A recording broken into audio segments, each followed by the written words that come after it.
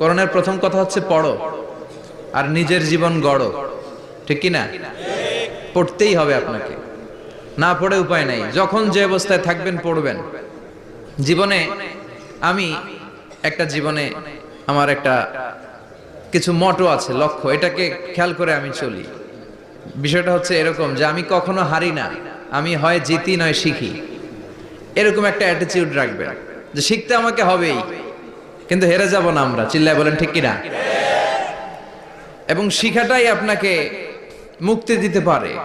এজন্যই কোরআনের প্রথম কথা আল্লাহ শিখার ব্যাপারে উদ্বুদ্ধ করেছেন। আল্লাহ বলেছেন ইকরা বিসমি রাব্বিকাল্লাযী খালাক, read in the name of your lord who has created, পড়ো তোমার প্রভুর নামে যিনি তোমায় শিখিয়েছেন।